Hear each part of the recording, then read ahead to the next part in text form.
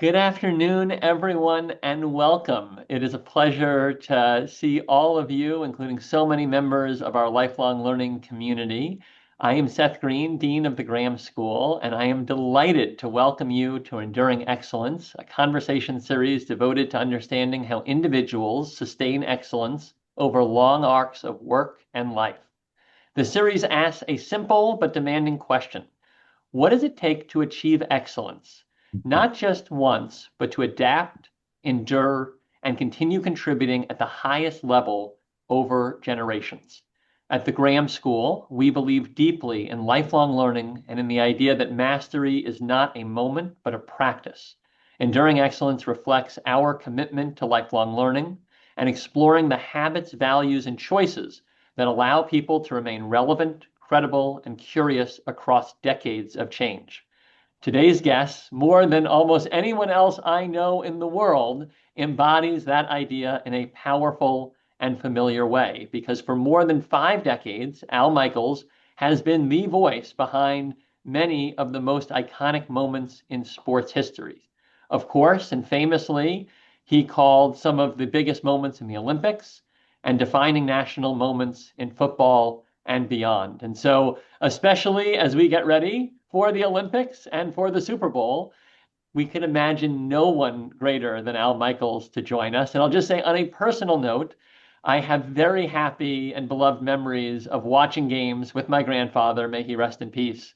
And Al was calling those games, and he would talk about Al as much as he would talk about the game and how much he admired him. So I'm sure wherever he's watching me, he's very fond of his grandson getting to even introduce you, Al. So thank you, and it's now my honor to turn it over to Tyler Mathisen, our gifted moderator for this series and our partner in the envisionment and ultimate execution of this. Tyler is a distinguished fellow of the Graham School after decades of leadership in journalism, most recently as anchor at CNBC. And so with that, I will go off camera for now, maybe to return at the end for a few of the Q&A that come from the audience. And I will replace myself here with Al Michaels and let two of the greatest in broadcasting talk with one another. Thank you. Well, that's a stretch for me, I'll tell you that. But Seth, thank you very much. I'm terribly excited to be here this afternoon because apart from my wife and son, there is nobody, and I mean nobody, I have spent more time with in my family room than Al Michaels. I've been with him more Monday nights, more Sunday nights, and now more Thursday nights than any other human being on the planet. He doesn't know this, but I've had dinner with him. I've had drinks with him, and I've sat on my couch with him in my pajamas. He's the guy you want to watch the game with. He's smart, he's witty, he's enthusiastic, but never bombastic. He has opinions, but he is never opinionated. He is not about the hot take in an era that is all about the hot take. He is the perfect companion. The voice is unmistakable, familiar, comfortable, always heard, but never loud. The words are precise and they are spare. He does not overtalk the moment or make the moment about how much he knows. And trust me, he knows a lot. He frames the action, puts it in context, describes it, and tells you why what happened happened and why it mattered. His range and longevity in an unforgiving business is unparalleled.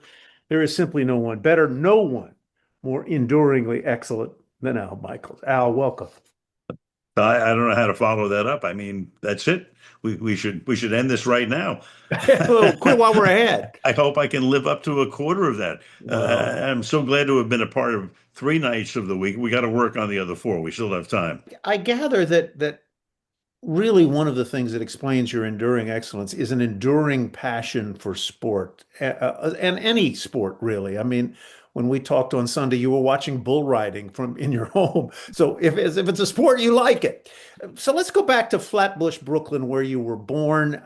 You spent your boyhood. What was Al Michaels' dream as an 8-year-old boy in Flatbush, Brooklyn?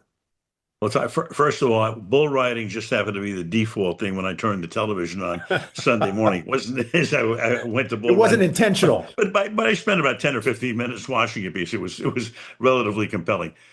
So I grew up in Brooklyn, and I was one of the lucky kids on the face of the earth because my father loved sports and we could walk to Ebbets Field.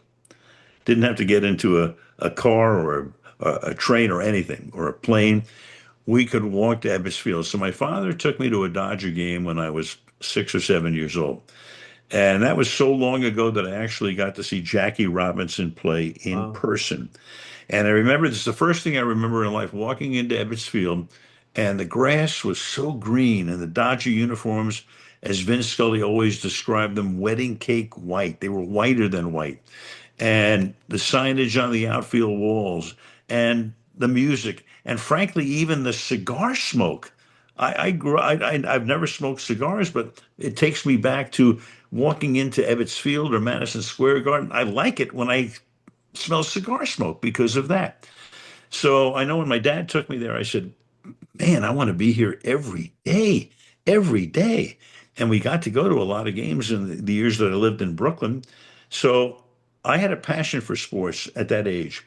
And then one of those Dodger games, we sat just above the broadcast booth, and I'm watching Red Barber, one of the all-time greats, a very young, like 21, 22-year-old Vin Scully, and I'm going, wow, these guys get to go to every game.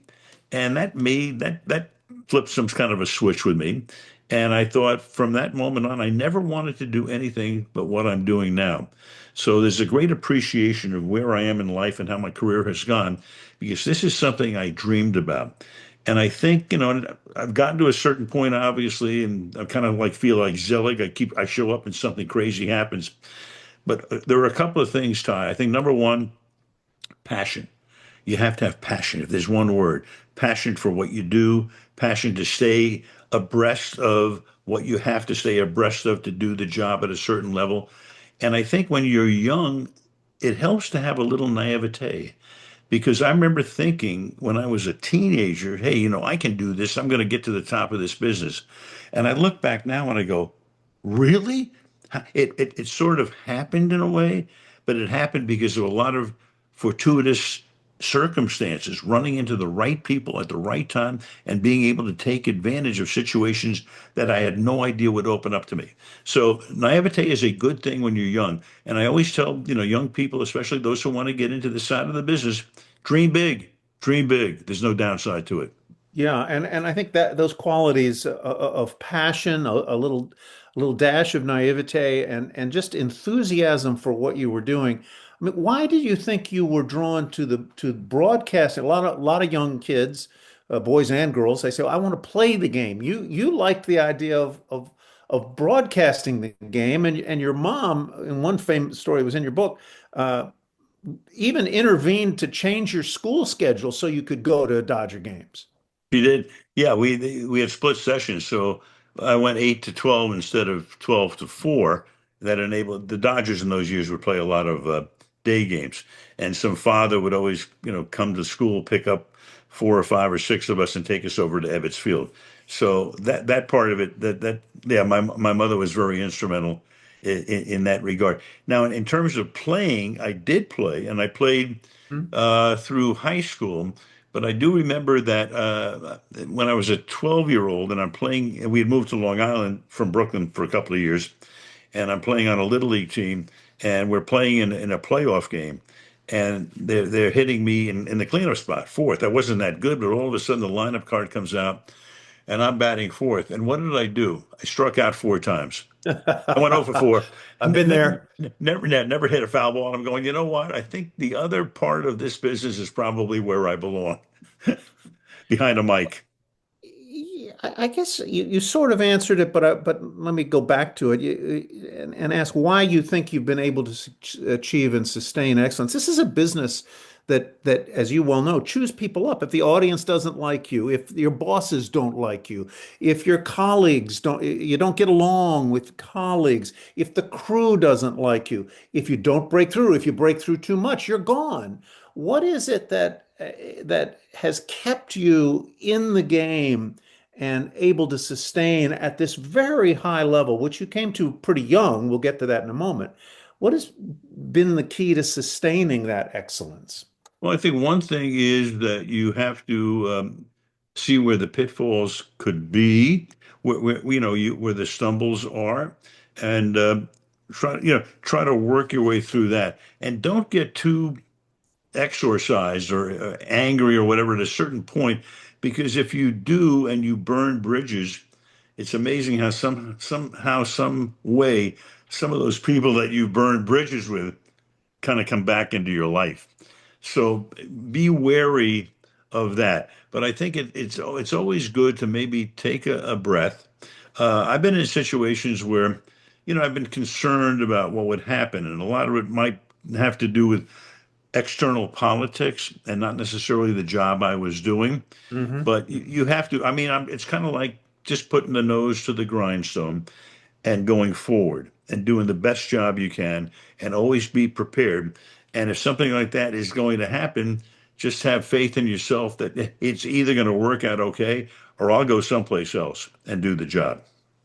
One of the things that broke through for me in your book, you said, doing anything halfway, half-heartedly has never appealed to me. Not getting something right has always been anathema to me, and that feels to me like a credo of sorts. It also feels like the words of a recovering perfectionist. Is perfectionism in moderation uh, an asset for someone who does what you do, and is it an asset for enduring excellence? Nobody's madder at me than me if I don't hit the mark or look in this business when you're doing live television and live broadcasts, you have to make mistakes. I've probably made thousands of them. Maybe nothing that's been so terribly wrong to has derailed my career, but you have to try to be perfect. That's my feeling coming on the air, and my feeling even to this day after having done almost 1,000 NFL games and a couple of thousand baseball games early in my career and a ton of other sports. Uh, I have a feeling I almost have to try to convince myself I'm only as good as I'm going to be tonight. The past is the past. No, I do know. I mean, there's a legacy there. I get it. I understand that people will remember me for a lot of different things, and nobody's going to throw me into the garbage because of one bad game, but I'm going to throw myself into the garbage. That's what it amounts to. Nobody's madder than me at me if I'm, if I feel like I was off on a given night.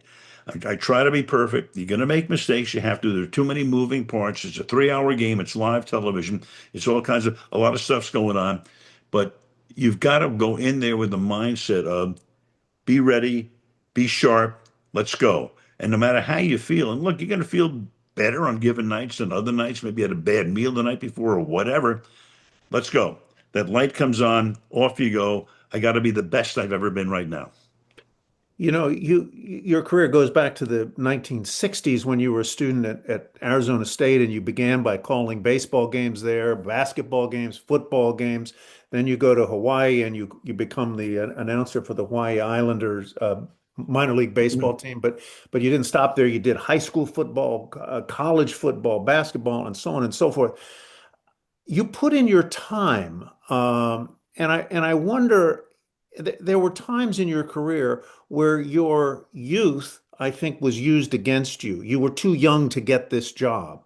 But in retrospect, as you paid your dues, was it a good thing that you had to labor in the vineyards a bit and could develop your voice, your persona, and make some mistakes outside of the heavy spotlight of a national platform of a big network job?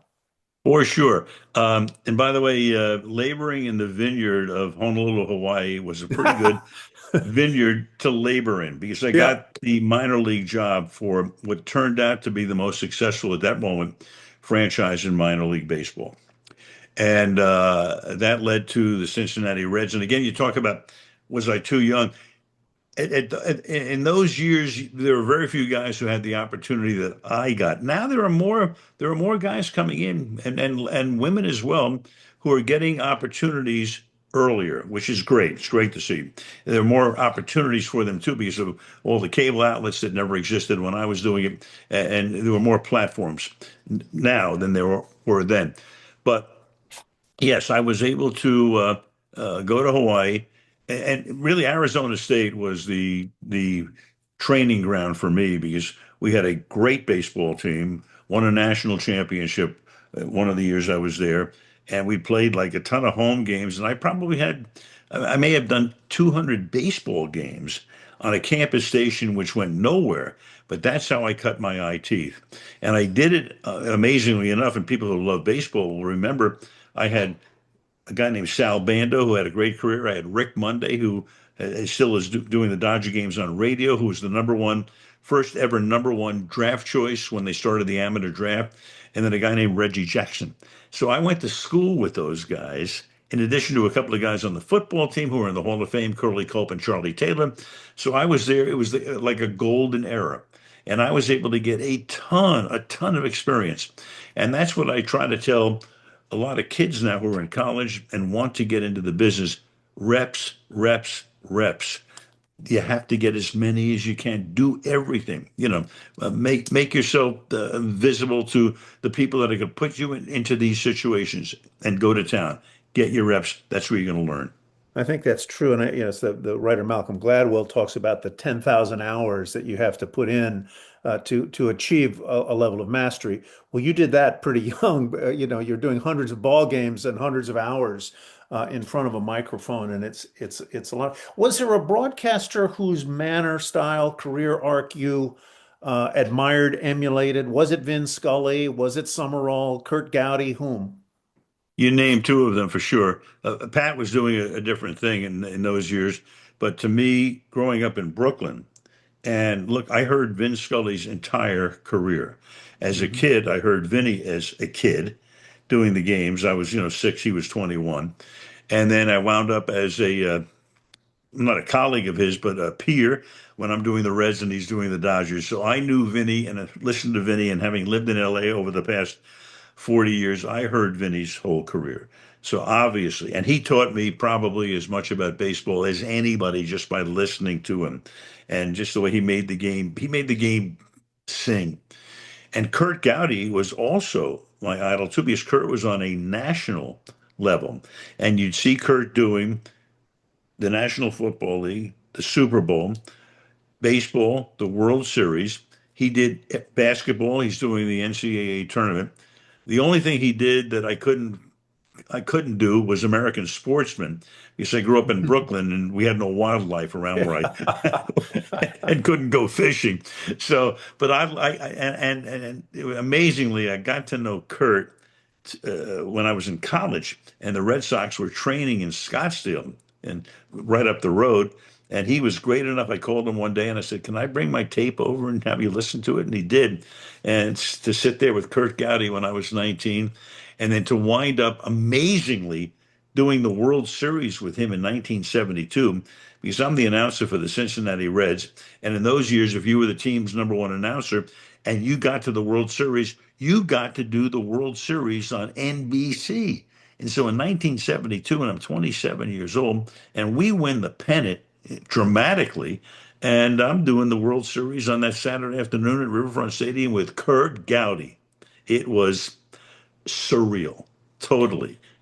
I think many people who know your more recent work think of you as the sort of the iconic voice of the soundtrack of the NFL. But in truth, really, your big breaks, your start, both at Cincinnati, but also in network television, was in baseball. That was what you were hired by ABC to do, and I assume baseball was your first love. So the question is, how do those two sports compete for the heart of Al Michaels, football and baseball? Well, it's flipped because baseball was my sport. Look, Dodger fan, Mhm. walked Ebbets Field. Now, my father loved all sports, so he did take me to Madison Square Garden, where I grew to love hockey, the New York Rangers, basketball, the New York Knicks, the New York Football Giants. Frank Gifford was the star. Frank would wind up being a colleague of mine for 12 years. So all of this is like crazy stuff that happened down the line. But my dad loved all sports, as did I. And I was the kind of kid that maybe on a Saturday night when I was 10 and there was no other sports on, I'd watch bowling from Paramus, New Jersey, right? Andy Varapapa, whoever it was in those years. I couldn't get enough. So that's why I grew up loving all sports. which of course was very beneficial to me when I wound up going to Wide World of Sports because they did everything. It was, but baseball, I built my career around baseball. But I also, when I went to Arizona State, did all of the football games on the campus station, basketball as well, track meets. Um, so I love baseball. I was going to build my career around baseball, and I did early on. And football was like an ancillary thing. And then it kind of flipped in the mid '80s because I was doing Monday Night Baseball, and then ABC lost the rights to it. And that was almost simultaneous with me ascending to the play-by-play role on Monday Night Football after I'd done a lot of college football. So it kind of like at that point it became a case of I have very little, if any, baseball to do and all football. And so that kind of flipped on it. Now it's been, 40 years in the National Football League. Crazy. Just as an aside, your career has been virtually not I wouldn't call it linear, but it's been almost entirely in sports. But also you had a detour once where you worked for a wacky television producer named Chuck Barris on an iconic show called The Dating Game. How did that? What in the world were you doing there? Well, I graduated from Arizona State, and I'm trying to get a job, broadcasting job, and I'm writing to all the minor league teams. And it took, a year and a half before I got the Hawaii job. But I had to make some money. I just gotten married, and not only had I gotten married, but now my wife is working with me for Chuck Barris. She's in contestant prize in the prize area, and I'm one of the things I'm doing is recruiting people, calling them like all day and night, and then helping to pick some of the girls on dating game.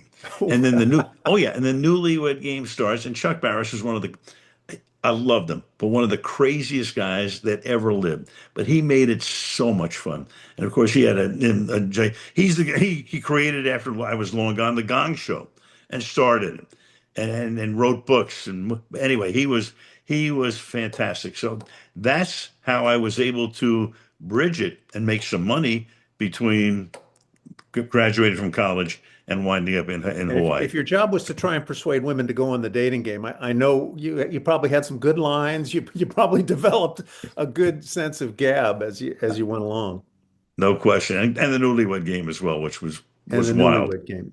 So in broadcasting, you've got to be prepared. That's part of it. But you also have to be on. You have to bring energy and focus every single time you're on.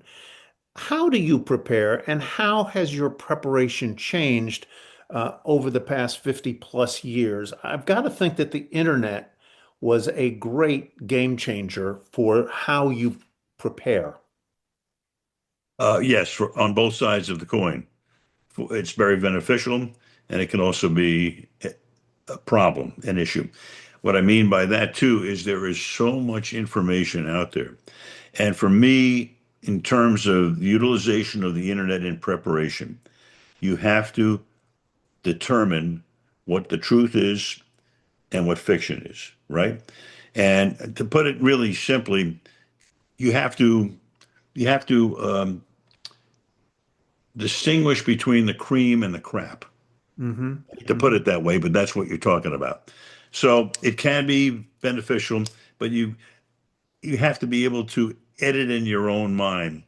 What is it I'm reading? What is it I'm hearing? There is so much, and so much of what's on the internet too comes from these shows where there's a lot of heat and very little light. And Hmm. you know as well as I do, it's not just in sports, it's in politics, it's in finance, it's almost in everything. People want to be paid attention to. And one way they think that can happen is by yelling, Yeah. by hollering, by arguing. And I know of situations where, like in sports shows a few years ago, people were telling me they'd have a meeting and they'd want to discuss whether John Elway was a better quarterback than Dan Marino. And maybe the two guys who were going to do the show both said Elway. And then the producer says, no, no, no. One of you has to say Marino. We need to create friction. So Hmm. that's what you have to be able to work through that and understand what it is that's the truth and what it is that's not the truth. And it's look, it's the fans know so much more than they did. And a lot of it comes from watching all of these games through the years and listening to the people like John Madden or Troy Aikman or Kirk Herbstreit. They teach you the game as you're watching the game. And then all of a sudden you begin to think you know more than anybody. But, look, that's out there. I understand it's out there. All I can do is come to a game, be prepared, and then try to find out things because I have the access to the players and coaches and owners or whomever, and try to find out things that I know that you can't possibly know that are interesting. But then again, you can go into a game, Ty, and go in a million percent prepared. But I can't tell you the number of times you will leave 90 to 95% of the information you have on the floor. Why? Well, John Madden put it perfectly. When I worked with John for 7 years, we would prepare, we got it, we're all ready to go. And then John would say, you know what? We have all of this information, we have all of this stuff, we have all these statistics, we have all these stories. He said, and then all of a sudden, the game breaks out. And Yeah. then you do the game. So some of the best stuff I've ever had never made air because the game started and you got to deal with the game. How do you keep your focus and energy up in year 54 or 5 of your broadcasting career? Because you have to, I don't think people understand how much energy you expend um, during a broadcast. And if you aren't pushing it and delivering energy, it shows. I keep thinking back to the kid who wanted to do this and how Mhm. lucky I am to be here right now. And I'll never forget Curt Gowdy when I worked with him, in the World Series and a few other events in the 70s. And he kind of took me under his wing a little bit. And he said to me one night, he said, kid, you're going to have a good career. Just do me one favor. Don't get jaded. And I didn't understand it at that time, but I certainly understood it now as it's progressed. And I watch people in my business who get jaded at a certain point. Maybe they run out of gas or energy or passion, but I still have the passion. And I mean those words ring in my kid, don't get jaded. Because it's just too, I mean, hey, God gave me this opportunity, put me in the career that I dreamed about in spades. I mean, I dreamt about doing the World Series when I'm a kid, and now I'm the Super Bowl and the NBA Finals and the Stanley Cup and all of this stuff in the Olympics and Hagler Hearns, the greatest, maybe the greatest round of boxing in the 20th century. So what is there to bitch about? There's nothing to bitch and moan about. Enjoy it. And I don't know how much longer it can last right now, but I want to, if I'm going to show up, if I'm not going to be prepared or passionate, I'm done. I'm done, and I know that. But the passion is still there. I still get a kick out of walking into a stadium and watching it fill up, the noise, the games themselves. It's cool. It's cool. Yeah. It keeps me You're going. known for letting moments breathe, and for sometimes staying quiet when other broadcasters might be screaming. Where did you learn that from? Or whom did you learn it from?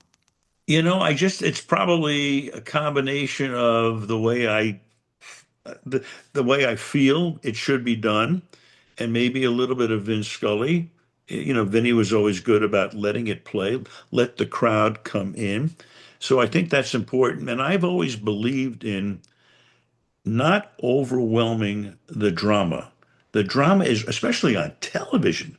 Radio is a little bit of a different animal. You have to paint the entire picture. Hmm. Television, people can see what's going on. You don't have to use a million verbs. The verbs are visual. And so I've always believed in building drama, not overwhelming it. Build it. Get to the people to the point where maybe through the usage of your voice and some of the words you say, but a lot of times just all you have to do is speak in ellipses and captions. You don't need full sentences sometimes, but just by your voice, you can tell people, and people have told me this, the way they know when I'm building it up, they can now, if they're looking away from the TV, oh, something is about to happen. Hmm. Pay attention. You can hear So it in the voice. you hear it in the Let's voice. let's get to those moments in 1980 when you called the probably the most famous one of the most famous athletic events in the 20th century history, where the U.S.'s upset over the Soviets in hockey. Few people know that that was like this only the second game of hockey that you had ever called. How did the assignment come about? And did you have any idea as that tournament was unfolding what you were in for, what the ride was going to be like, how it was going to change your life? Well, I had done one hockey game prior to going to Lake Placid, and then I did all of the Soviet game was the sixth game I had done out of seven that week. Hmm. So that was like the seventh game all time that I had called.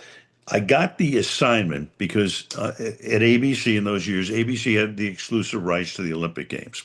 Not like it is right now, where there's a soccer channel, a wrestling channel. You can go wherever you want to go. You only could go to ABC in those years. I was the young kid on a Mount Rushmore staff that included Jim McKay, Howard Cosell, Frank Gifford, Keith Jackson, Chris Schenkel, Bill Fleming. I'm the new kid on the block. Okay. So none of those guys had ever done a single hockey game. I had done one. I grew up in New York. I loved the New York Rangers. I was a what they call a puckhead. I loved hockey when very few people paid any attention to hockey. I could explain what icing was. I could explain what offside was. And so I got that assignment. Now, the assignment I really wanted was speed skating because Eric Heiden was supposed to win 5 gold medals, and he did. Uh, but Keith Jackson got that, and I got hockey, and I was fine with that because in the Winter Olympics, it's always good to have an indoor sport. You're going to be warm for sure. And going into those Olympics, I thought we had a chance maybe to win a bronze medal. The Soviets were far and away the best team in the world, no question. And Czechoslovakia was clearly the second best team. And we were down there. Sweden and Finland were very good. Germany was pretty good. A couple of Canada, and then we were six, seven, eight, somewhere in that pecking order. And then when it started, it was a huge opening game for us when we tied the game with Sweden with 27 seconds to go. So, okay, we could have been knocked out right off the bat from any medal contention, but we got a tie out of it. And then the second game was against Czechoslovakia, and we killed them 7-3. Like, whoa. So that got everybody excited about what was going on. And then we beat Norway, we beat Romania, we beat West Germany, and we go into that medal round against the Soviets. But Ken Dryden, who was my partner, and I were walking over to the building. The hotel was just a few blocks away. And I remember talking to him. I said, look, in a television sense, the best thing we can hope for is only like 3-1 Soviets in the middle of the second period. That would maybe keep an audience because if it's 6-0 and there's only one outlet, we're going to go show biathlon or ordinals, figure skating, or ski jumping or something. Roone Arledge will take us out because it's 6-0. Nobody cares. Well, all of a sudden we know what happened. And that came at a time, obviously, when this country needed a boost, and we're facing our arch enemy. And then obviously that was, as you say, the game that didn't win the gold medal. The game that clinched the gold medal was at 11 o'clock in the morning, 2 days later on Sunday, trailing Finland 2-1. And then it was one of the great pep talks of all time, or speeches. Herb Brooks walking out of the locker room when they're trailing 2-1, going to the third period, 20 more minutes left in the Olympics. And he turned around and he said, if you lose this game, you'll take it to your blank grave. And he repeated it. And nothing could be further from the truth, because if those guys had lost that game, they'd have gone through the rest of their lives going, let me get this straight. You beat Russia and you lost to Finland and didn't win the gold medal? Instead, they made a 46-year career. Like Michael Ruzioni is still making speeches 46 years later. Bain Capital recently flew him over to Malta to make an inspirational speech. Think about that. Think about how many lives that changed. And you told me the other day they're still making documentaries about the that team. There's a great one on Netflix just dropped last week. It did Friday, and I mean, I'm crying watching this thing because they brought all the Yeah. guys back. 14 of the guys came back to Lake Placid, and they talked about what it meant. They talked about what it meant to their families, and they did a terrific job on it on Netflix. Great You know, job. you're called "Do You Believe in Miracles?" Yes, it was the 6 words, probably the most famous in, it's me saying it, you don't have to say it, in sports broadcasting history. I think I've got an idea why that call has had such a life of its own. It was spontaneous, it was pure. You found the words that every American at that moment was thinking. How do you explain the enduring quality of that amazing call that just came out of you in the moment? It was serendipitous, Ty. I had no idea. I had no idea. First of all, the thought of the U.S. winning the game was non-existent. But all of a sudden, we're down 1-0 and 1-1, down 2-1. Johnson scores at the end of the second period. Well, that's a game. The Soviets dominated in the second period. It's only 3-2, though, so it's still a game, but they're dominating. Then we get the tying goal, and then all of a sudden, about a minute and a half later, Ruzioni scored. I go, now, whoa, there's a chance. We can win this game. But you still have 10 minutes to go. And over those last 10 minutes, I mean, you can imagine how crazy that crowd was. And we are on a platform in the front of the second level, kind of a rickety platform, and it's shaking like crazy. It's like an earthquake. And I'm trying to pay attention to calling the play-by-play of the game because everything around me, the people around me are going crazy. The truck is going crazy, screaming gibberish into my ears. You wanted to go down to the truck and say, "Shut up." I'm trying to concentrate on doing the game. And remember, the Soviets are putting pressure on until the very end. I have to stay with it. Can you imagine if I had come up with some phrase and the Soviets score with 2 seconds to play to tie the game? I mean, how embarrassing would that have been? So I'm concerned about the play-by-play, pass to pass shots, the whole thing. And then when the puck, I got very lucky when the puck came out to center ice with about 6 seconds. It gave me, and the Soviets now had no chance to mount another attack. The word that came into my brain and heart, maybe at that time, was miraculous. It got morphed into a question and an answer. It just came out of my fiber. And people thought it may had something to do with where we were in the world at that time. It wasn't. It was strictly in a sports sense. It was a miracle in a sports sense. Now you can take it and extrapolate it and make it, work in terms of, where we were in the world at that time, and we slayed the dragon. But this was a tremendous, unbelievable, couldn't be done upset. So fortunately, the words, but believe me, Ty, I had really no idea. If you were to ask me an hour after the game what I said, I might have been able to come up with it, but I might not have been able to come up with it. So it worked, and here it is, all these years later, and Well, you remember it now, and everybody yeah, does. sure. Let's fast forward, unless you have further thoughts on the 1980 hockey team, to the 1989 World Series, Oakland, San Francisco, local affair. I think it was Game 3 when a very strong earthquake hit the Bay Area, and you had to go from sportscaster to news reporter. Tell us how you pivoted and how you stayed calm and how the newsman in you took over in the moment. And then Right. for the next couple of weeks, as that story, the Mhm. earthquake story, played out Mhm. against the context of a postponed and then restarted eventually World Series. Well, I've always been a pretty voracious reader, so I know a little about a lot. Let's put it that way. So you get into a situation like that, and I had lived in the Bay Area. I used to love those above books above San Francisco. So I love geography. I love maps. So I was able to, with the blimp, remember we had the blimp that night on top of Mhm. it, tell you where a lot of things were happening. The one thing I do remember is only talk about what you know. Don't try to think about what something is happening that might be happening. No, at that particular point, the blimp was essential to me, especially early on.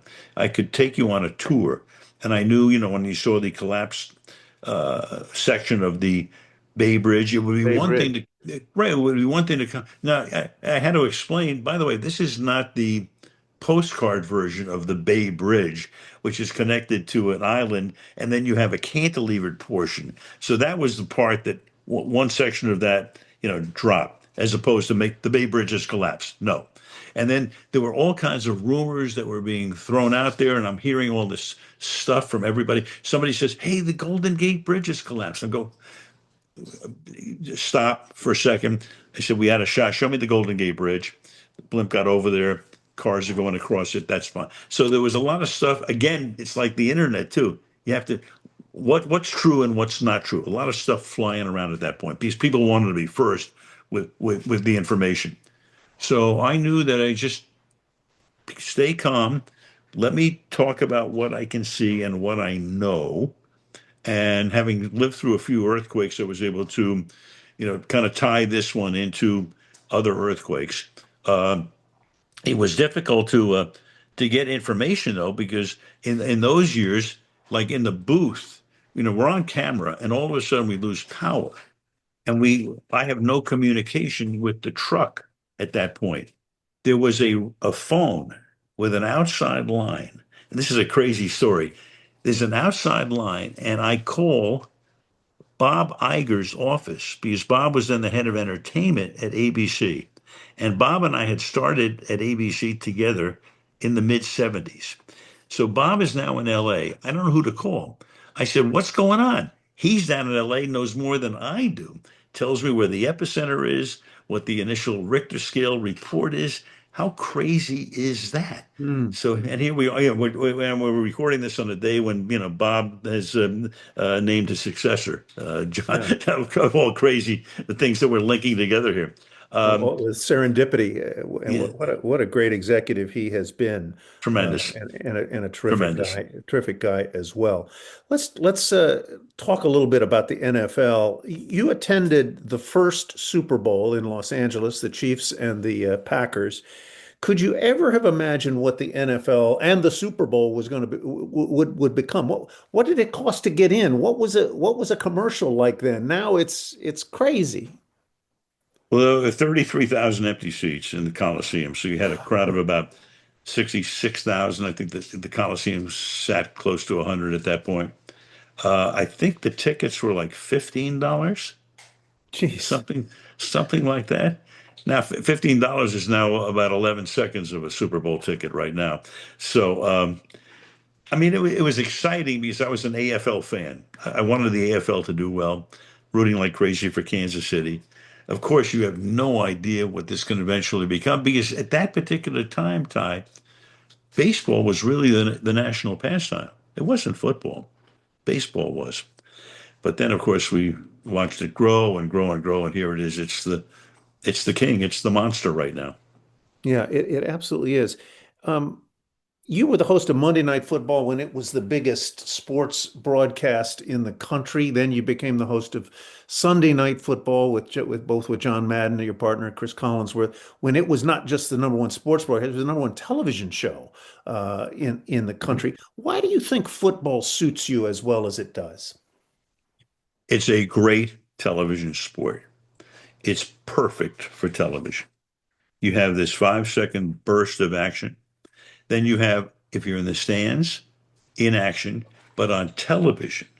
And I think Jimmy Johnson, when he was coaching the Miami Dolphins, summed it up pretty perfectly. I'm down on the field before a Monday night game, and I think we're in Philadelphia. And Jimmy and I are on the sideline, maybe an hour before the game, watching the crowd file in. It's kind of a damp night. It's like 35 degrees, like a little a cold rain. And we look up in the upper deck, and there are fans already sitting high on the upper deck on a crappy night. And we're talking about why would you do this as opposed to sitting in front of, your television at home with a couple of liquid refreshments. And Jimmy said, he said, if you're watching on television, you guys make a 4 yard gain into Armageddon. If you're sitting up there and he points, he said, up there, a 4 yard gain is a 4 yard gain. That's it. So on TV, and now, and this was 25 years ago. Now the technology, you're in the huddle. I mean, I mean, that's this. Not only do we have one sky cam, we have like two or three sky cams that look right down in there. You see Matthew Stafford calling, the play in the huddle, or Sam Darnold, or whomever it is.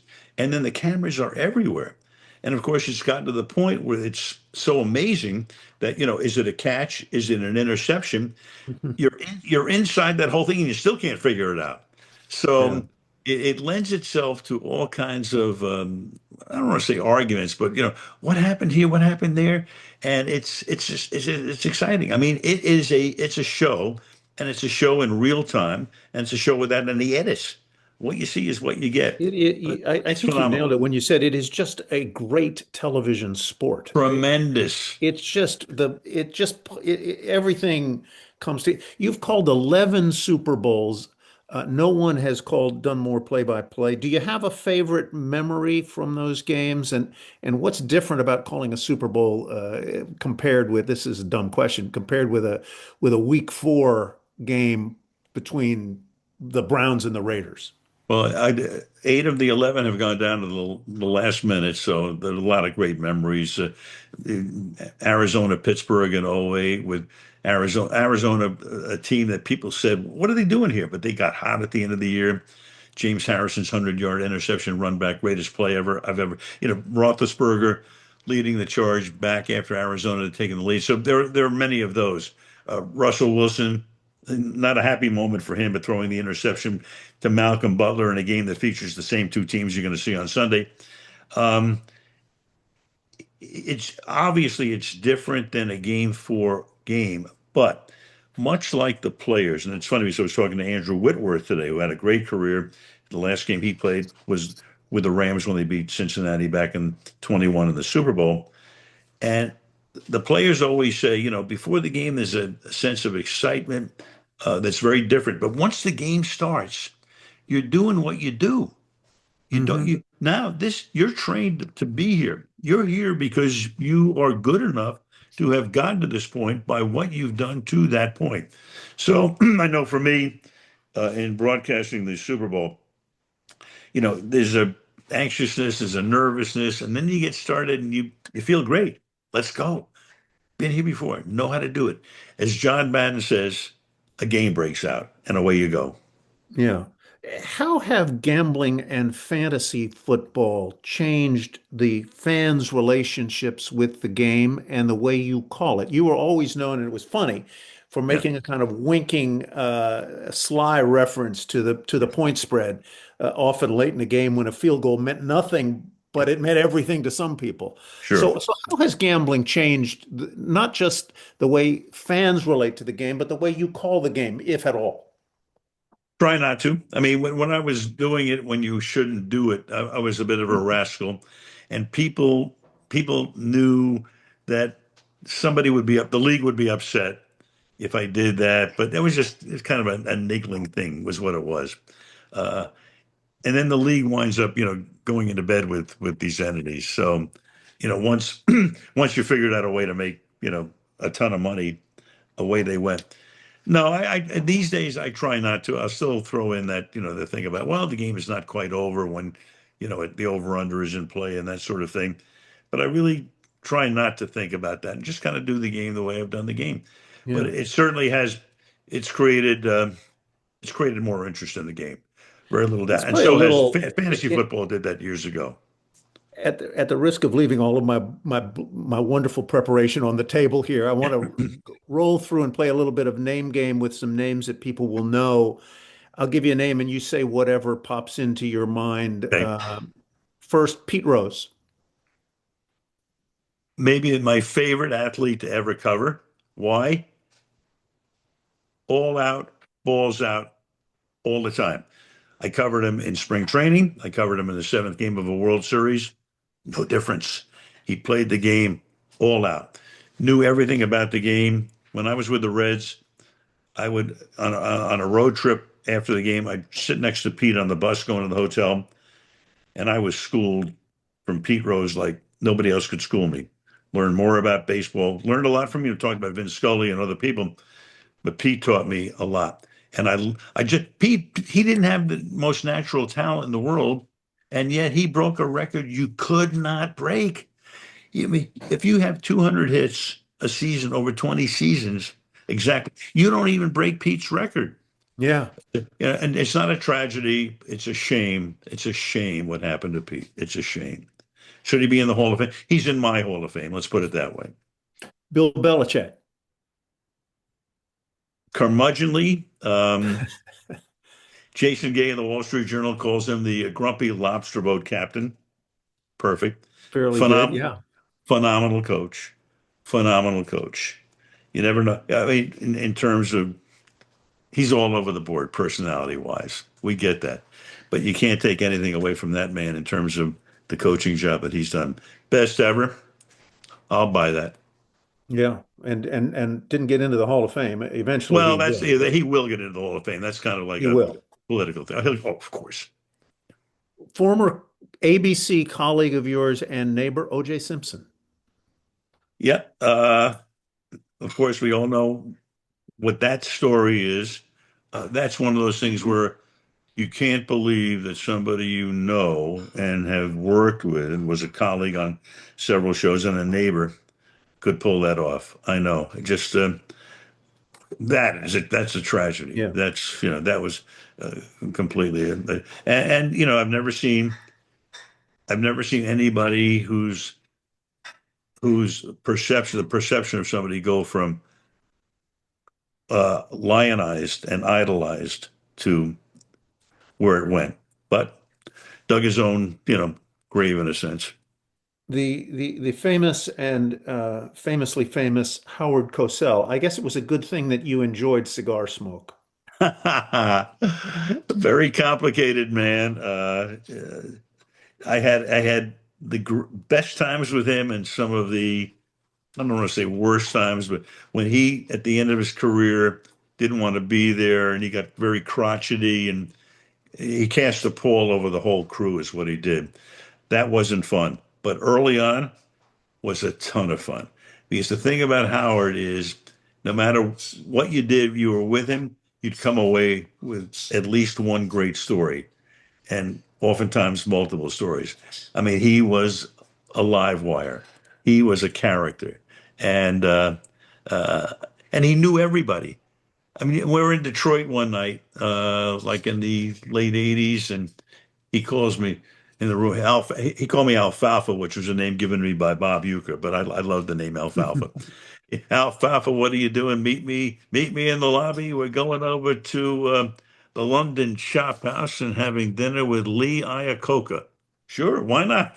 I mean, so he knew everybody in every town, and the first 6 or 7 years with Howard was a blast. The last two weren't a lot of fun.